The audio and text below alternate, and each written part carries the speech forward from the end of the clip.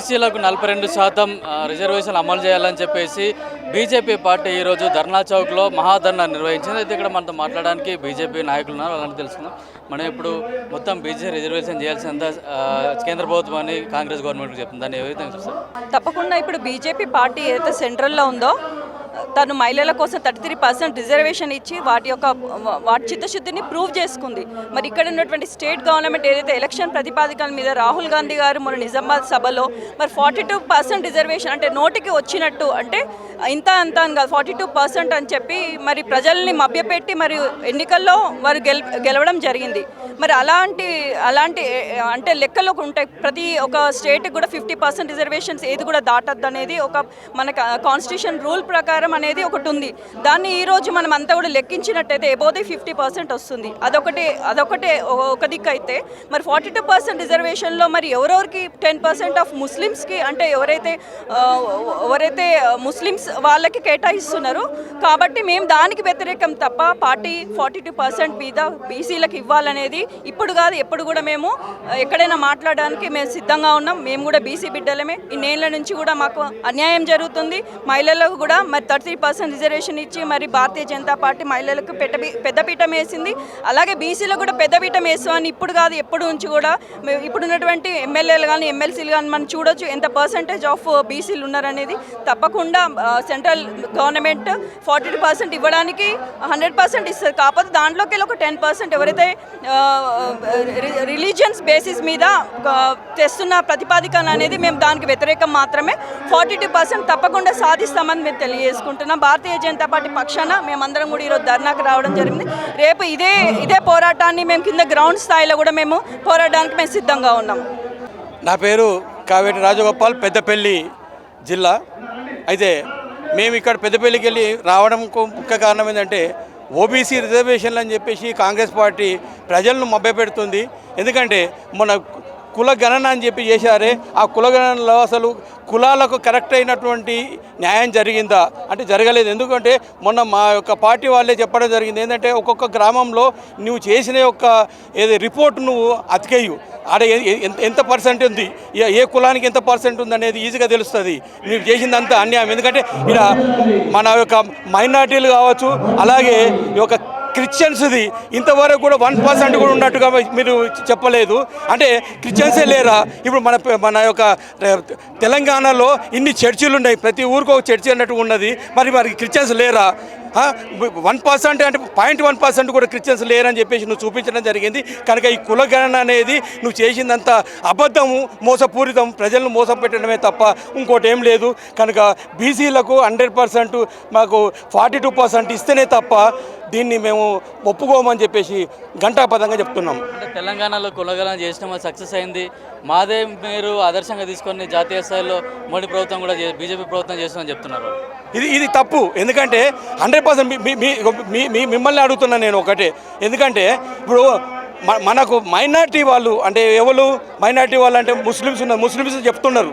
కాకపోతే ఎవరైతే క్రిస్టియన్స్ ఉన్నారో క్రిస్టియన్స్ది ఎంత పర్సెంట్ ఉందని చెప్పేసి మన జనగణనలో చెప్పారా? చెప్పలేదు. అంటే అనేది ఏంటంటే 1,00,000 మందిలో ఒక్కడన్నా ఉంటాడు కదా, ఆ ఒక్కడిని చూపించారా? చూపించలేదు కనుక ఇది కులగణన అనేది తప్పు. ఇది మనం అసలు తెలంగాణనే తప్పు అన్నప్పుడు దేశంలో దీన్ని పెట్టుకొని చేద్దామన్నది ఇంకా పొరపాటు ఇది. అందుకే కాంగ్రెస్ పార్టీ ఎప్పుడు మొదటి నుంచి కూడా ముస్లిం మైనార్టీలకు మాత్రమే వత్తాసు పలుకుతుంది అని చెప్పేసి మేము చెప్తున్నాము. ఈ ఒక ముస్లిమ్స్ రిజర్వేషన్ దీంట్లోకి వెళ్ళి 42లోకి వెళ్ళి తీసేసి 42% ఓబీసీలకే ఇస్తేనే మేము ఒప్పుకుంటామని చెప్పి ఒప్పుకుంటున్నాం. కేంద్ర మంత్రులు వేసింది బీజేపీ ప్రభుత్వం మాత్రమే.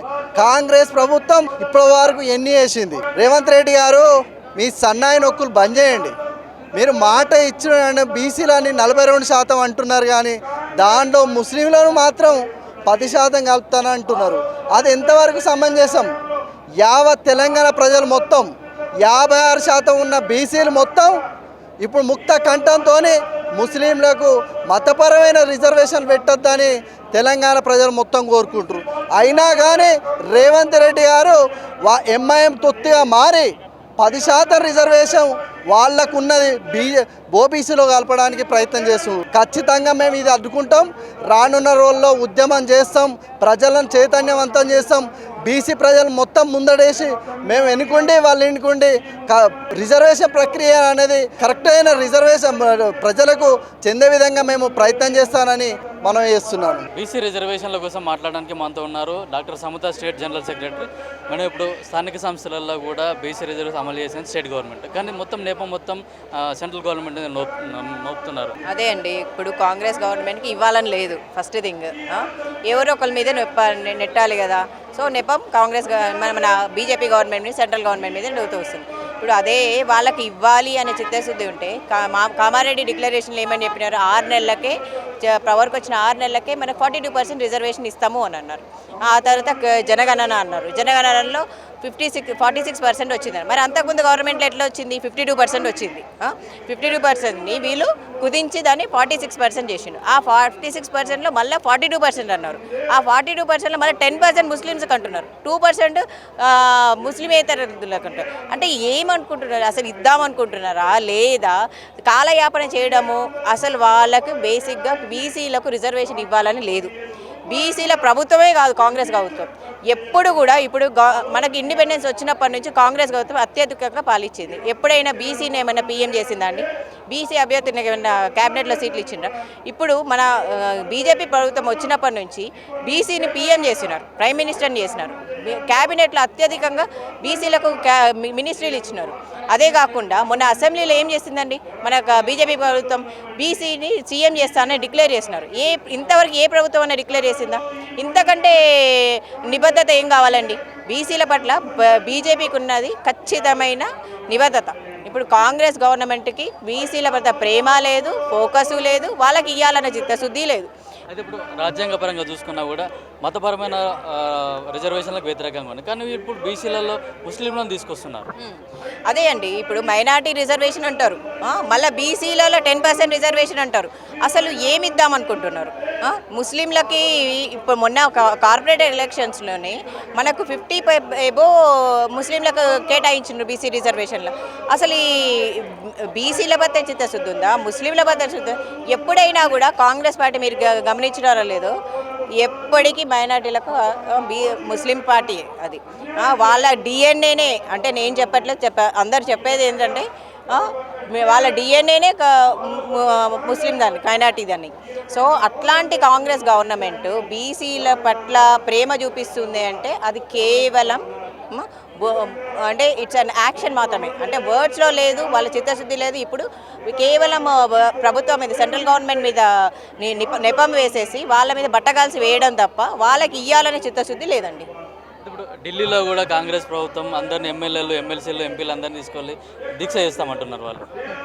ఇది ఒక కామెడీ అండి. అంటే ఇప్పుడు ప్రభుత్వంలో ఎప్పుడైనా పవర్లో ఉన్న వాళ్ళు ఏం చేస్తారు? వాళ్ళు ఇచ్చే స్కీమ్స్ కానీ, వెల్ఫేర్ స్కీమ్స్ కానీ, డెవలప్మెంట్స్ కానీ ప్రజల్లోకి తీసుకెళ్తారు. అంతేగాని వాళ్ళే ధర్నాలు చేసుకుంటూ వాళ్ళే రోడ్ల మీదకి వచ్చి వాళ్ళే ధర్నాలు చేస్తే ఏం ఉన్నది? ఇప్పుడు సెంట్రల్ గవర్నమెంట్ తమిళనాడులో ఏం చేసింది? వాళ్ళు 60% ఇచ్చుకున్నారు రిజర్వేషన్. సెంట్రల్ గవర్నమెంట్ ఏమైనా ఆపిందా? స్టేట్ గవర్నమెంట్ పరిధి ఏంటి? స్టేట్ గవర్నమెంట్లో మీరు ఏదైనా డిక్లరేషన్ బీసీ కమిషన్ తీసుకొచ్చిండ్రు, డిక్లరేషన్ ఆ రిపోర్ట్ బయటికి పెట్టినరా? సెన్సెక్స్ చేసిండ్రు, ఆ రిపోర్ట్ బయటికి పెట్టినరా? పెట్టలేదు. ఏది క్లారిటీ లేకుండా రిపోర్ట్ పైకి పంపించడం, వాళ్ళు ఆమోదించట్లేదు అనడం కేవలం వాళ్ళు దాన్ని ఓవర్కమ్ చేయడానికి, ఇది కాలయాపన చేయడానికి తప్ప ఇంకేం లేదు. ఇప్పుడు కవిత కూడా ఇక్కడ ధర్నా చేయడానికి కూడా ఆమె రెడీ అయింది. బీసీ రిజర్వేషన్ల కోసం మేము కూడా అనుకూలంగా ఉన్నాము అని చెప్తుంది కవిత గారు. బీసీ కాకపోయినా ముందుకొచ్చి బీసీలకు రిజర్వేషన్ చేస్తా అన్నట్టు మంచిదే అమ్మ. మీరు బీసీలను ముందు పెట్టండి, బీసీలను ముందు పెట్టేసి వాళ్ళతో పోరాటం చేయించండి. వాళ్ళని పోరాటం చేసి బీసీల పట్ల నిలబెట్టండి. మీ నాన్నగారి దగ్గరికి వెళ్ళి మీ బీఆర్ఎస్ పార్టీలో ఇప్పటికి కూడా కవిత గారు బీఆర్ఎస్ పార్టీలో ఉన్నారు కదా, ఫస్ట్ మీ నాన్నగారికి చెప్పండి అమ్మా. మీ నాన్నగారికి చెప్పి బీసీలకు ఫస్ట్ వాళ్ళకి ఇవ్వాల్సిన పోస్టులు కానీ, వాళ్ళకి ఇవ్వాల్సిన మినిస్ట్రీలు కానీ బీసీని సీఎం చేస్తాను, బీసీని సీఎం చేయించండి. మీరు అప్పుడు కమిట్మెంట్ మీద ఉన్నారని మేము కూడా ఒప్పుకుంటాం. అంటే ఇప్పుడు ఈ రిజర్వేషన్ అడ్డు పెట్టుకొని ఎన్నికలను కూడా వాయిదా వేసే అవకాశం ఉంది అనుకుంటున్నాను. డెఫినెట్గా వాళ్ళ ఈ రిజర్వేషన్ అని చెప్పి ఎన్నికలు కాలయాపన చేయండి. ఎన్నికల్లో 42% బీసీలకు రిజర్వేషన్ ఉండకుండా చేయడము. సో బేసిక్గా వాళ్ళు ఇది కాలయాపన చేయడము, ఆ నింద బీజేపీ గవర్నమెంట్ మీద వేయడం తప్ప వాళ్ళకు బీసీలకు ఒక న్యాయం చేద్దామనే ఆలోచన కూడా లేదండి. కవిత కూడా ఇక్కడ ధర్నా చేస్తా అంటుంది. కవిత అసలు ఏ మొహం పెట్టుకొని ధర్నా చేస్తుంది? టీఆర్ఎస్ గవర్నమెంట్ 10 సంవత్సరాలు పరిపాలించింది. ఏ రోజైనా బీసీల గురించి మాట్లాడిందా కవిత గారు? ఇప్పుడు ఎందుకు ఆమెకు ఈ కపట ప్రేమ అని అర్థమవుతలేదా? బీసీల మీద అంటే బీసీలను అడ్డం పెట్టుకొని రాజకీయంగా ఎదగడానికే కానీ కవిత గారికి బీసీల మీద ఏ విధమైన ప్రేమ లేదు. ఎందుకంటే 10 సంవత్సరాలు మాట్లాడని వ్యక్తి ఇప్పుడు మాట్లాడుతుందంటే బీసీ సమాజం అర్థం చేసుకోవాలి. ఇప్పుడు మొత్తం కాంగ్రెస్ ప్రభుత్వం మేము బీసీ రిజర్వేషన్ చేయడానికి సిద్ధంగా ఉన్నాం, కానీ బీజేపీ గవర్నమెంట్ అడ్డుకుంది అంటున్నాం. ఎట్లా అడ్డుకుంటుందండి? ఇప్పుడు ఈ రాష్ట్రంలో ఉన్నది ఏంటి? కాంగ్రెస్ ప్రభుత్వం. కాంగ్రెస్ ప్రభుత్వం అధికారంలో ఉంది. బీసీలకి ఎంతమందిని మినిస్టర్లు చేసింది, ఎంతమందికి నామినేటెడ్ పదవులు ఇచ్చింది. ఆ 42%లో కూడా 10% ముస్లింలకు రిజర్వేషన్లు ఇచ్చి బీసీలను తీవ్రంగా అన్యాయం చేస్తుంది ఎవరంటే కాంగ్రెస్ ప్రభుత్వం, రేవంత్ రెడ్డి ప్రభుత్వం. నిజంగా మీకు బీసీల మీద చిత్తశుద్ధి ఉంటే, ప్రేమ ఉంటే మీరు మినిస్టర్స్ని చేయండి, నామినేటెడ్ పోస్టులు ఇవ్వండి. ఇవన్నీ ఏం చేయకుండా బీజేపీని బద్నాం చేసే కార్యక్రమాలు చేయడమే. దాన్ని ఫస్ట్ బీజేపీ 10 సంవత్సరాల నుంచి ఒక దేశానికి బీసీ ప్రధానమంత్రి ఉన్నాడు. మరి మీరు ఇప్పుడు మీకు అంత ప్రేమ ఉంటే ముఖ్యమంత్రిని చేయండి, బీసీ ముఖ్యమంత్రిని చేయండి, మీకు ఎమ్మెల్సీలు ఇవ్వండి.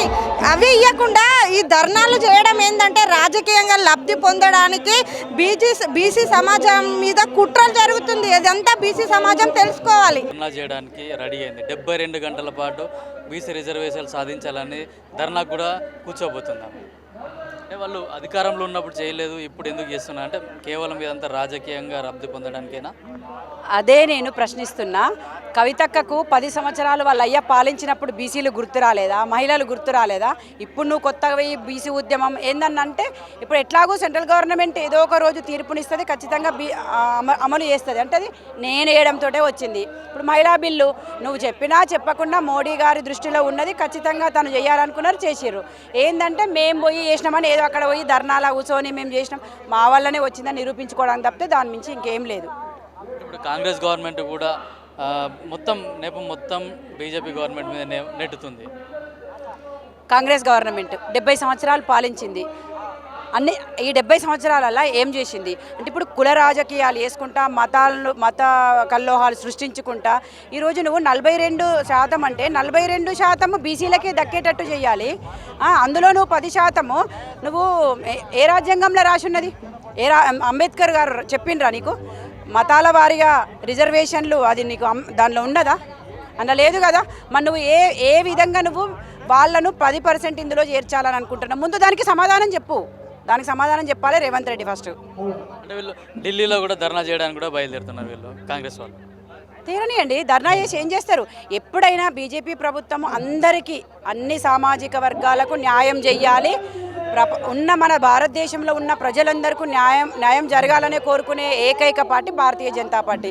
అదేవిధంగా మోడీ గారు అందరికీ సమన్యాయం చేస్తారని మేము అనుకుంటున్నాం. నువ్వు ధర్నా చేస్తావు, నీకు చెయ్యాలంటే చెయ్యి వెళ్ళి అంతే. ముఖ్యంగా ఇది భారతీయ జనతా పార్టీ ఓబీసీ మోర్చా తరఫున ఇది ఎందుకు చేస్తున్నామంటే 42% డిక్లరేషన్ ఏదైతే బీసీలకు ఇస్తామన్నారో అది ఇవ్వకపోవడం, మళ్ళీ ఆయన కామారెడ్డి బీసీ డిక్లరేషన్లో చెప్పింది ఏంటంటే మొదటి 1 సంవత్సరంలోనే వచ్చిన 6 నెలల్లోనే 20,000 కోట్లు, అట్లా సంవత్సరానికి 5 సంవత్సరాలలో 1,00,000 కోట్లు ఇస్తా అని చెప్పిండు. ఇప్పటికీ 2 సంవత్సరాలు అయింది, నువ్వు దాదాపు ఒక 10 కోట్లన్న రిలీజ్ చేసినావని నేను రేవంత్ రెడ్డిని ప్రశ్నిస్తున్నా. అంతేకాకుండా నువ్వు చెప్పింది ఏంది? బీసీలకు ఇస్తా అని చెప్పినావు. 50-60% ఉన్న బీసీలకు నువ్వు దాంట్లో ముస్లింలను ఎట్లా కలుపుతావు అని చెప్తున్నా. ముస్లింల తెలంగాణలో ఉన్న జనాభా ఎంత? 10%. నువ్వు 10% ఉన్న ముస్లింలని నువ్వు బీసీలలో కలిపి 42 ఇస్తా అంటే అది ఎంత అవుతున్నది? ముస్లిం డిక్లరేషనా, బీసీ డిక్లరేషనా అని నేను ప్రశ్నిస్తున్నా. ఎట్టి పరిస్థితిలో భారతీయ జనతా పార్టీ దీన్ని ఒప్పుకోదు. అంతేకాకుండా నువ్వు ఎప్పుడైతే హామీలు ఇచ్చే ముందు నీకు తెలియదా 50% ఉంటుంది? సుప్రీంకోర్టు ఏమని చెప్పింది? ఒకటి మతపరమైన రిజర్వేషన్లకు మేము ఇది కాదని చెప్పింది. అయినా సరే నువ్వు పెట్టినావు, ముస్లింలను పెట్టినావు. అంతేకాకుండా 50% కైనా కాకుండా కాదు, నువ్వు ఆర్డినెన్స్ తోటి చేస్తా అన్నావు. నీకు తెలియదా ఎన్ని ఫైళ్ళు, ఎన్ని రాష్ట్రాలలో సుప్రీంకోర్టు ఈ రిజర్వేషన్లను ఆపిందని తెలియదా? నువ్వు ఇవన్నీ తెలిసి కూడా కేవలం బీసీలని నువ్వు మోసం చేయడానికే ఇవి ప్రకటించినవని ఈ సందర్భంగా నేను తెలియజేస్తున్నా. అంతేకాకుండా రాబోయే స్థానిక సంస్థ ఎలక్షన్లలో నువ్వు ఏదో చెప్పి నువ్వు రిజర్వేషన్లు రాకుండా నువ్వు వస్తే ఈ తెలంగాణ ప్రజలు బీసీ ప్రజలు కూడా సిద్ధంగా ఉన్నారు. నీకు ఒక్క సర్పంచ్ సీట్లు కానీ ఎంపీటీసీ సీటు కానీ ఏది కూడా ఇవ్వడానికి సిద్ధంగా లేరని ఈ సందర్భంగా నేను తెలియజేస్తున్నాను. భారత్ మాతాకి జై.